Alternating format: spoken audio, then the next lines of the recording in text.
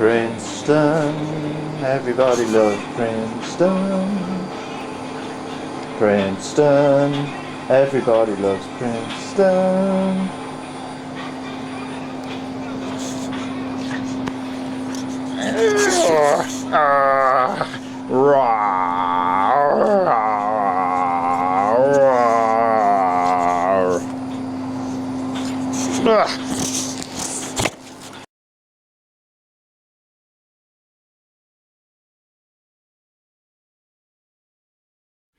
I work all day and get half drunk at night. Waking at 4 to soundless dark, I stare. In time the curtain edges will grow light. Till then, I see what's really always there, unresting death, a whole day nearer now, making all thought impossible, but how and where and when I shall myself die. Arid interrogation, yet the dread of dying and being dead flashes afresh to hold and horrify.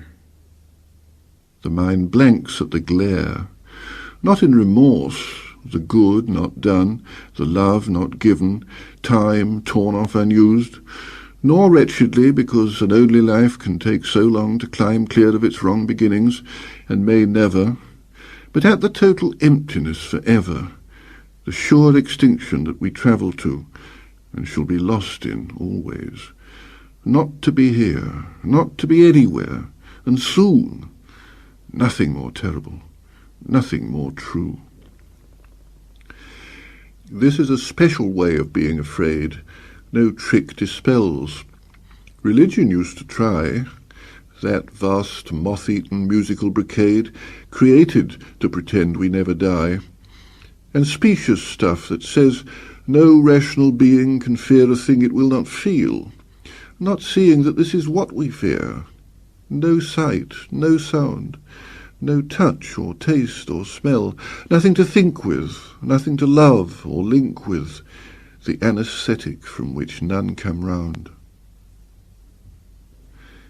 And so it stays, just on the edge of vision, a small unfocused blur, a standing chill that slows each impulse down to indecision. Most things may never happen. This one will. And realization of it rages out in furnace fear when we are caught without people or drink. Courage is no good. It means not scaring others. Being brave lets no one off the grave. Death is no different whined at than withstood. Slowly light strengthens, and the room takes shape. It stands, plain as a wardrobe, what we know, have always known, know that we can't escape, yet can't accept. One side will have to go. Meanwhile, telephones crouch, getting ready to ring in locked-up offices, and all the uncaring, intricate, rented world begins to rouse. The sky is white as clay with no sun. Work has to be done. Postmen, like doctors, go from house to house.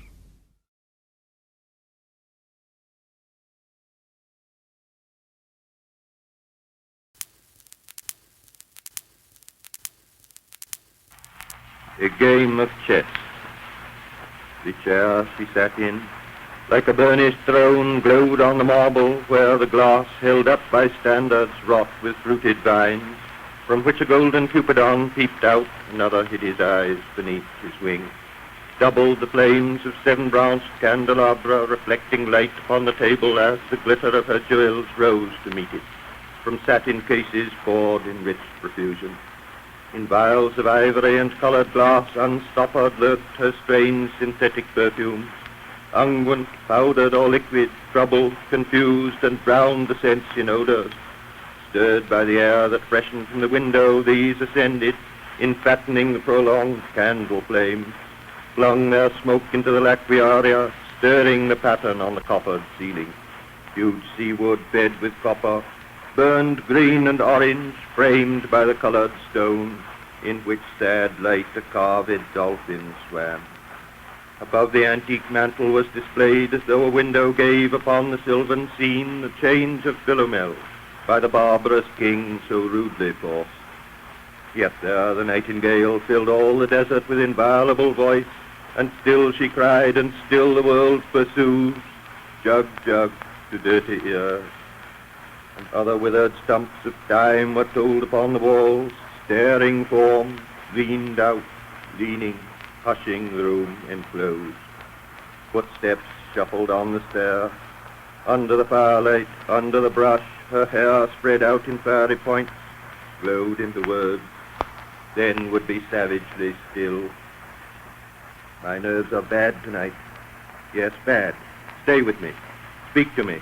Why do you never speak? Speak. What are you thinking of? What thinking? What? I never know what you are thinking. Think. I think we are in Rat's Alley, where the dead men lost their bones.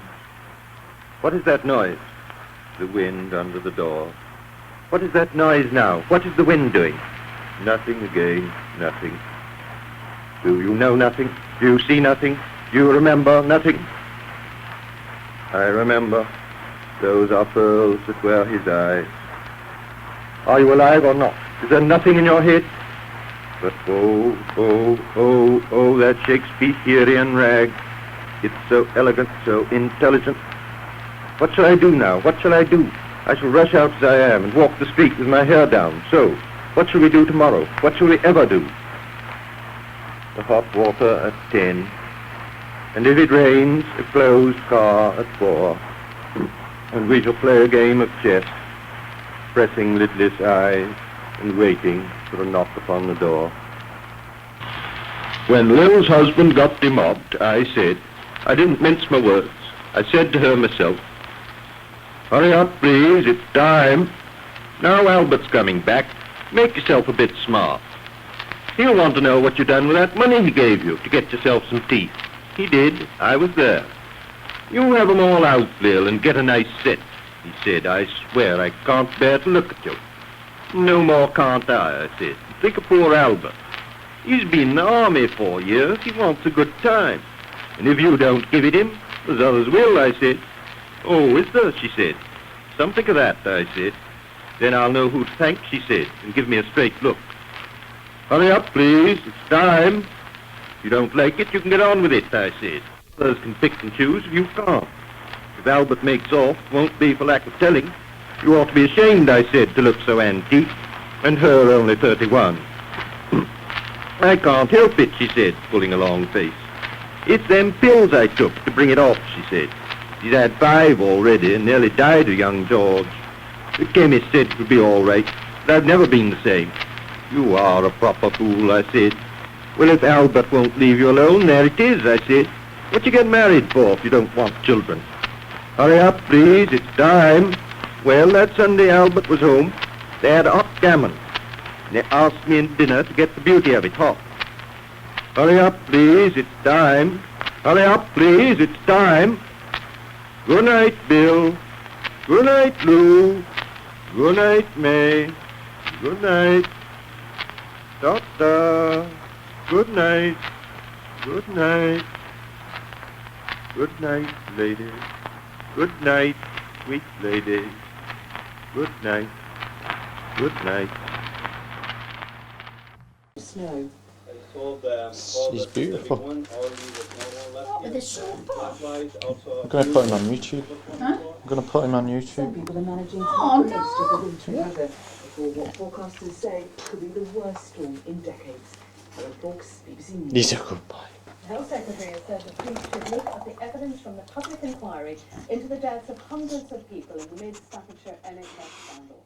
In an interview with the Daily Telegraph...